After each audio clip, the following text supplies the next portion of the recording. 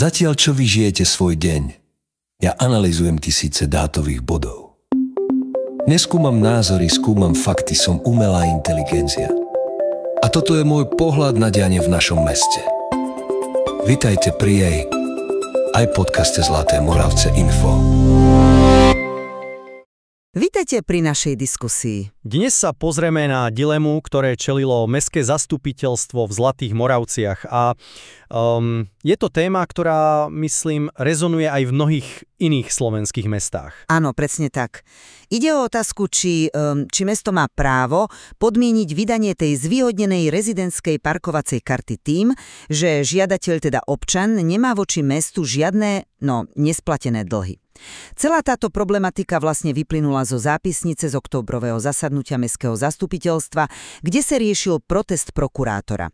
Prokurátor, ktorého úlohou je samozrejme dohliadať na zákonnosť krokov samosprávy, namietal proti takémuto ustanoveniu v mestskom všeobecne záväznom nariadení, teda v tom miestnom predpise známom ako VSN o dočasnom parkovaní. Áno, tvrdil, že takáto podmienka je diskriminačná a presne o tomto sa budeme dnes rozprávať. Je to vlastne taký stret princípu akejsi vnímanej spravodlivosti, no a litery zákona.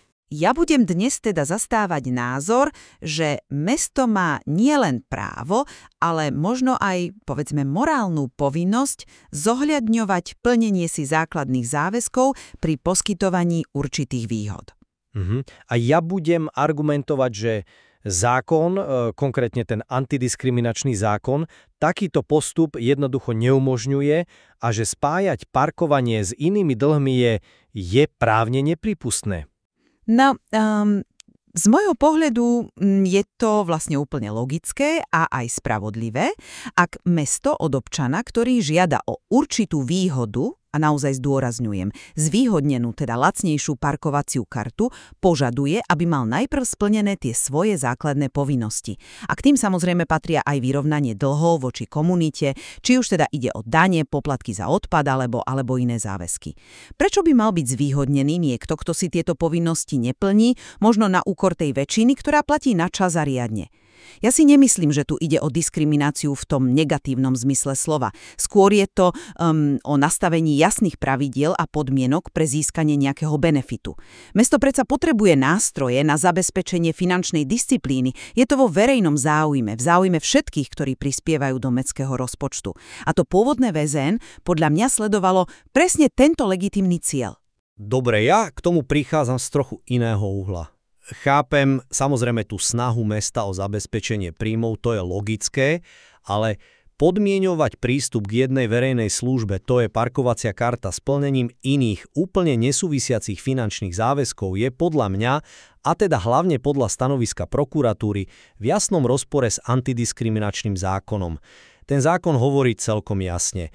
Nesmieme odlišne zaobchádzať s ľuďmi v porovnateľnej situácii na základe kritéria, ktoré nie je pre danú situáciu relevantné a to, či má niekto dlh na daní z nehnuteľnosti, proste nejako nesúvisí s jeho potrebou a, dá sa povedať, aj právom zaparkovať v mieste bydliska za nejakých regulovaných podmienok.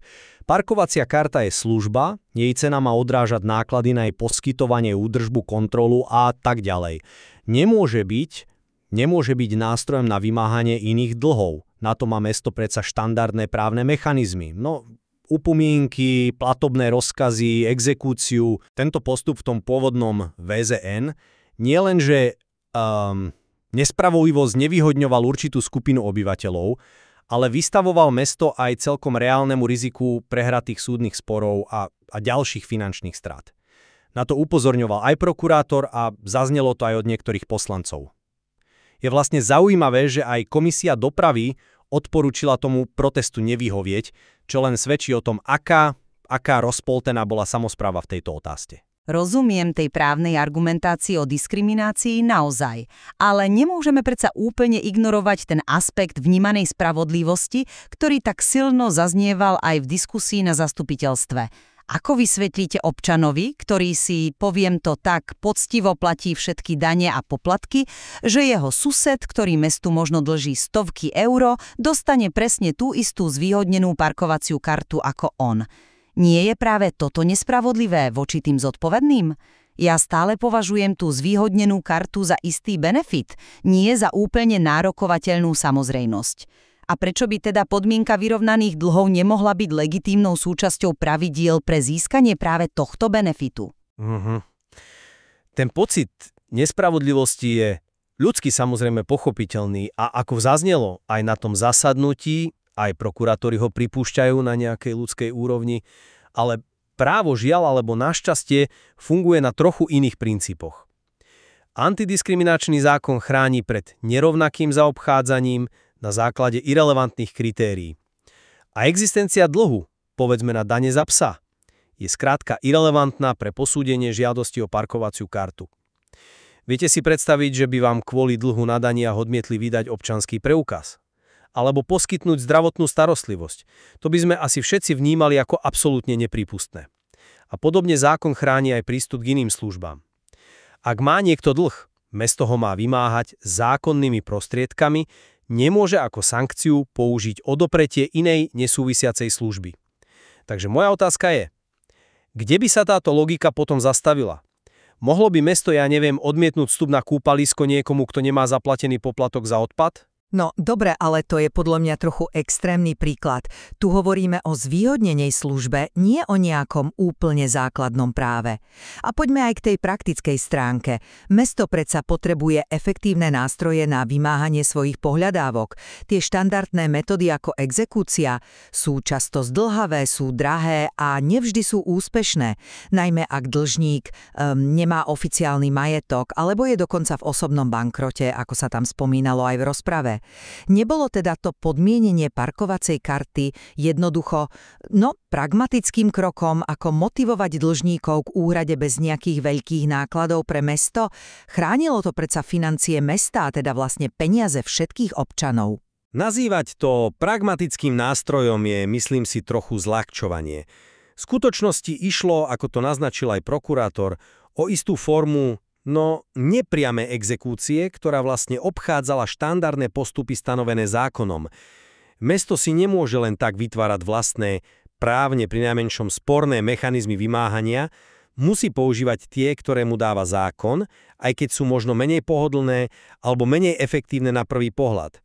A navyše, ako vyplynulo z tej informácie poslankyni Ivanovičovej na zastupiteľstve v Zlatých Moravciach, pokiaľ viem, nebol zaznamenaný ani jediný prípad, že by niekomu reálne odmietli vydať tú kartu kvôli dlhu.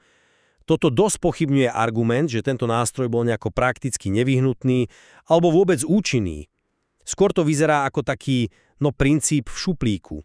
Ako by ste teda navrhovali, aby mesto efektívne riešilo ten problém dlžníkov, ktorí štandardné postupy ignorujú, ak nie je práve takýmito podmienkami?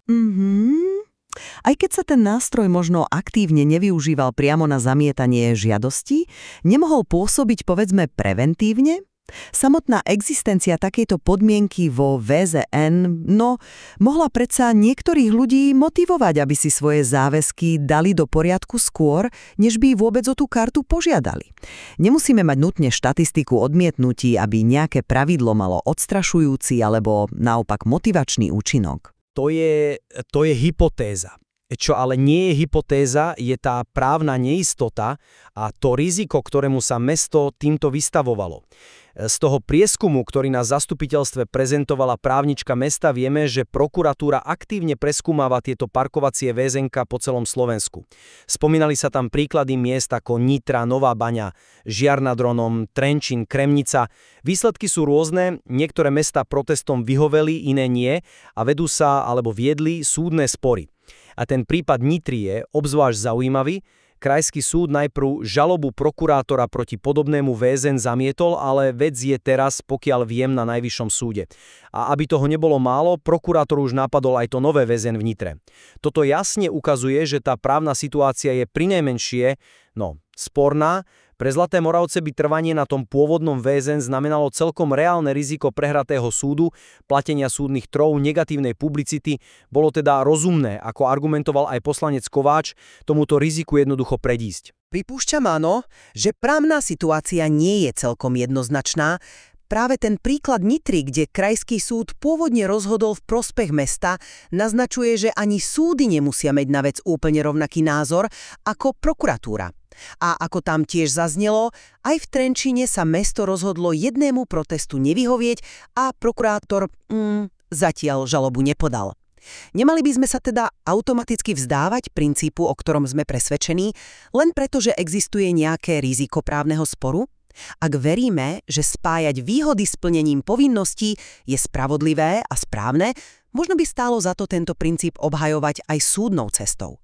Prečo by malo mesto vždy ustúpiť len kvôli hrozbe žaloby? Obhajovať princíp je jedna vec, ale ignorovať platný zákon a stanovisko orgánu dohľadu nad zákonnosťou, ktorým prokuratúra bez pochyby je vec druhá. To riziko nebolo len nejaké teoretické, bolo veľmi reálne, s potenciálnymi finančnými dôsledkami pre mestskú kasu. A vráťme sa ešte k tej povahe služby. Hovoríte o zvýhodnenej karte. Áno, je lacnejšia než bežné parkovnie pre nerezidentov, to je pravda. Ale stále je to služba, za ktorú občan platí poplatok. Tento poplatok má primárne slúžiť na pokrytie nákladov, ktoré sú spojené s reguláciou parkovania v tej danej lokalite, čiže vyznačenie miest, kontrola, údržba systému a podobne. Nemal byť joukosí, no dodatočnou daňou alebo nástrojom na platanie dier v rozpočte, ktoré spôsobili neplatiči úplne iných poplatkov. To by predsa popieralo ten základný účel poplatku za parkovanie, nie? Práve naopak.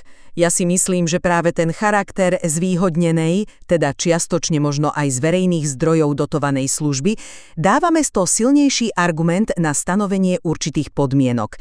Ak mesto niečo dotuje, teda poskytuje lacnejšie, než sú povedme trhové náklady, má podľa mňa plné právo určiť, za akých okolností túto výhodu poskytne. A podmienka vyrovnaných záväzkov voči komunite sa mi v tomto kontexte javí ako primeraná a legitímna. Nie je to bežná komerčná služba, kde rozhoduje len to, či zaplatíte cenu. Je to nástroj mestskej politiky, ktorým sa jednak reguluje využívanie obmedzeného verejného priestoru a zároveň sa poskytuje určitá výhoda rezidentom.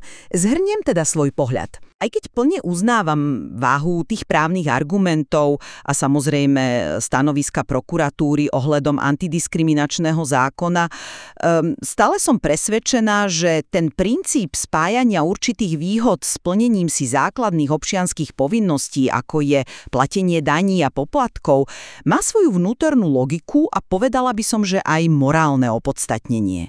Odráža to snahu o takú elementárnu spravodlivosť voči tej väčšine občanov, ktorí si svoje záväzky riadne plnia a zároveň to bola, myslím si, snaha o zodpovedné spravovanie mestských financií.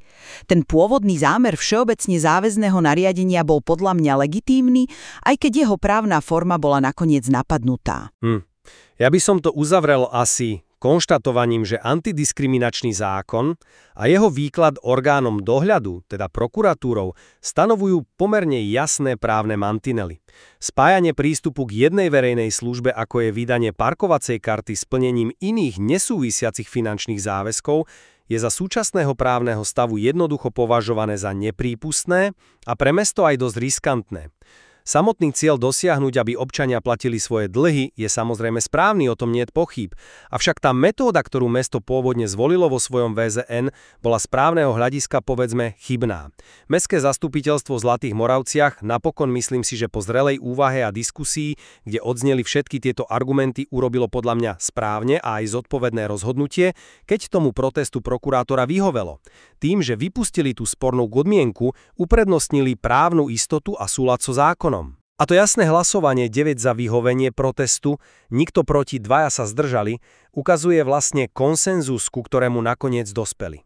Áno, tento konkrétny prípad zo Zlatých Moraviet je skutočne dobrou ukážkou toho napätia, ktoré často vzniká v praxi samosprávy. Na jednej strane je tá snaha hľadať praktické, efektívne a možno aj také intuitívne spravodlivé riešenia na reálne problémy, ako je práve vymáhanie dlhov. Presne. A na druhej strane je tá nutnosť striktne dodržiavať platné právne predpisy, aj keď sa nám ich aplikácia v konkrétnom prípade môže zdať komplikovaná alebo možno idúca proti tomu, čo vnímame ako zdravý rozum. Rozhodnutie zastupiteľstva bolo teda výsledkom zvažovania oboch týchto aspektov, aj právnych rizík, aj tých praktických potrieb mesta. A práve ten zdrojový materiál, tá zápisnica zo zasadnutia, ponúka naozaj fascinujúci pohľad na argumenty oboch strán a na ten proces, akým sa k tomu výslednému rozhodnutiu vlastne dospelo. Určite stojí za preštudovanie.